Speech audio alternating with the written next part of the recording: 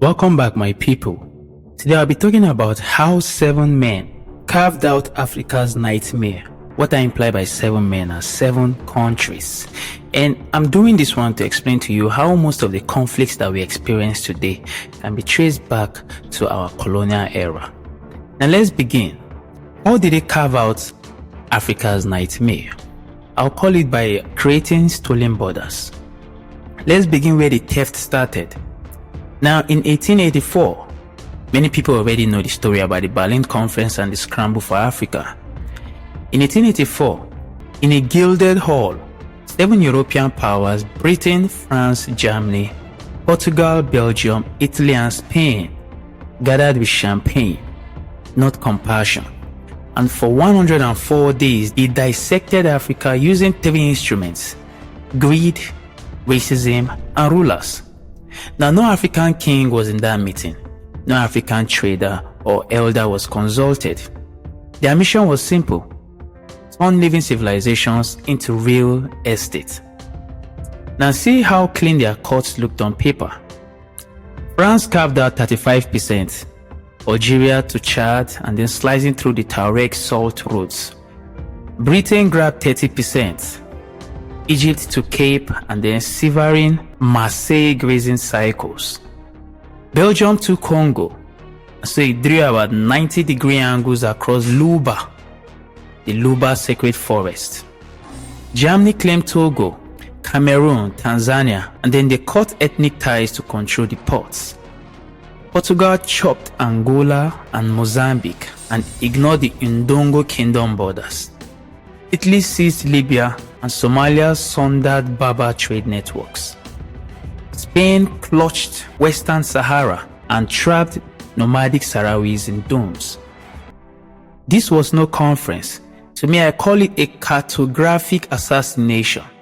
You know, where you have to bring out the map, and so you cartographically assassinate, you cartographically share the whole thing, and then you decide that now we are going in for the plunder. Now witness the fallout in 3 acts. Now when you look at Nigeria, when the British began first from 1850, bombardment of Lagos, and then they moved up. By 1914, Lord Lugard merged Sokoto Caliphate, the Muslim north, and Yoruba Igbo land, the Christian south. Lord Lugard merged the two into one colony. And in his sacred memo, which was known as the Dual Mandate, he said that amalgamation enables cheaper resource extraction, meaning the amalgamation was not for the benefit of the country, but rather to the benefit of the exploiter or the colonizer. Now, worse was that he handed political control to the northern emirs over the south's oil palm wealth. And today, in Nigeria, we have the Biafran secessionist movements and farmer herders wars, which you can trace directly back to this poisoned colonial design. Take a look at Somaliland's from 1897. By 1897, Britain gifted the Somali inhabited Haud reserves, guess to Ethiopia, just to secure Emperor Menelek's loyalty against rivals. Italy then carved off Somaliland. And so overnight, families which were known for watering camels at traditional wells became foreigners in their own land. Today, the Ogaden conflict fuels Al-Shabaab. Somaliland fights for recognition. Take a look at Rwanda, Burundi, 1890. Germany merged the Tutsi monarchy and the Hutu majority into Rwanda, Urundi. Then Belgium later issued identity cards ranking ethnic groups. Today, in 1994, Rwandan genocide roots lie in this administration's sadism. Now the list goes on and on and on. When you look at Cameroon and look at other parts of Africa that were formerly under colonial administration. Now the question is, how can we undo the damage? Now, should we rip up colonial borders? Not recklessly. Remember that modern nations born within them already have rights. And so we must confront these 3 truths. One of which is that artificial borders battered artificial nations. When you look very well, you see that Sudan split in 2011. Yet, violence continues because British 1899 line placed oil fields in the northern region of Sudan and then placed the wells in the southern region of Sudan. So today we have a conflict that seems like it's never going to end in Sudan. And funny enough, it is not even really making the headlines for political reasons. Now, another truth we also have to confront is this. Those who benefit won't surrender privilege. It's a fact. Take for instance Cameroon.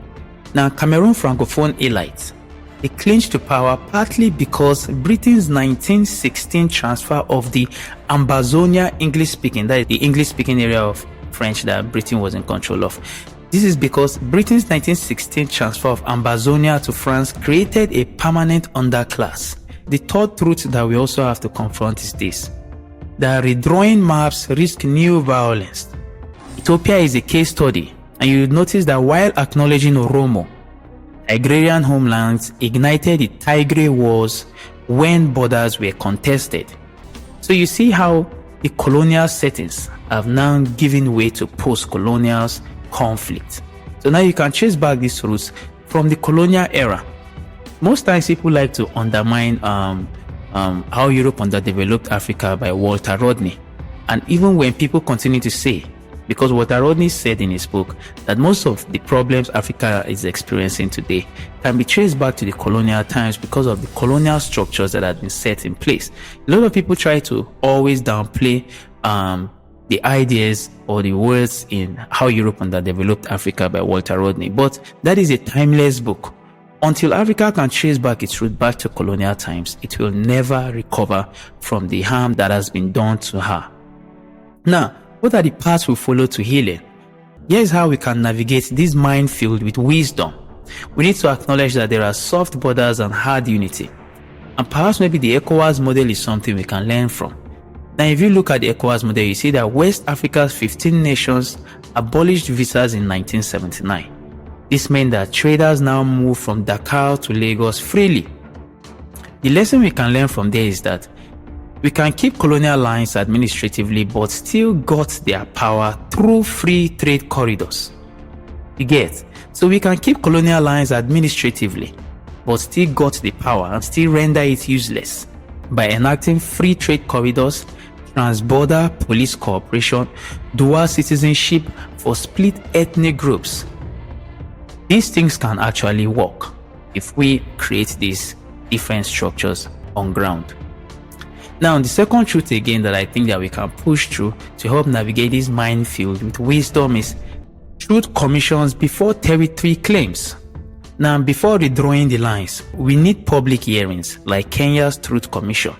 We need to document colonial border crimes, compensate divided communities, for example, the Maasai land rights across Kenya and Tanzania. And then we should also install shared monuments at fractured points. These things can also help in navigating this minefield with clarity and wisdom and very much precautiously. Another third way again that I think would be a pragmatic way to go about this would be resource sharing treaties.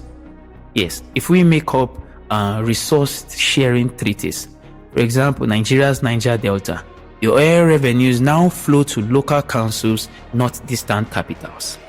And so things like this can always help. And the blueprint I can say is this: joint management of cross-border minefields, for example, can help. Maybe we'll create something using looking at the DRC and Zambia. The DRC has mines, the Zambia has copper. So we can call it DRC Zambia Copper Belt. Something like that can help. And then royalties should be paid directly to ethnic homelands, not central governments. Can also help. Also, digital restoration of memory. Many Africans do not know these things and they cannot trace where these conflicts came from. And so if we can also restore back our digital memory, we can tap into this digital era and take advantage of it and leverage it by now restoring back the colonial memories and pre-colonial memories, and then be able to also solve our post-colonial problems. Projects like the African Border Archives can help. We also need to map out our pre-colonial borders via oral history. I think it's also very important. We also need to create AR apps, that show ancestral territories beneath modern cities. Very important. And so also teach your children Teach your children that your people's land didn't end at the colonizer's line. It's also very important. Now here is what you can also do, as a person, as an individual. We have 3 weapons we can use as usual. They say knowledge is power. And so our first weapon, of course, will be knowledge. We as individuals, as Africans, must arm ourselves with the knowledge of the scramble for Africa as well as the border crisis across our continent. With such knowledge, we would be able to trace our pre-colonial roots and then begin to work out amiable solutions. Secondly, another weapon that we need is vigilance. We must demand transparency in resource deals near borders and also monitor the AU Borders Program, which was stated from 2023 to 2028. And we should also learn to hold them accountable. And that requires vigilance. Now the third one is solidarity. They say the black man is easy to break. It's difficult to unite, but it's easy to break. We need to prove that notion wrong. We need to support cross-border traders and also join digital movements that can help bring justice to light. We must know that this isn't about erasing modern nations, no, but it is about healing the scars beneath them. Remember that the colonizers drew lines in blood. So we now must answer with memory, justice, and patient wisdom. Our map is not theirs, and vice versa. Our past wasn't borderless, but our future can be boundless. Let me hear your take in the comment section. This is Great Day African Insight, and yes, I'll be waiting to see what you have for me down there in the comment section. Do me a favor, like and also subscribe and hit the notification button and also share my work. And so I'll be here again very soon. For now, take care. Bye.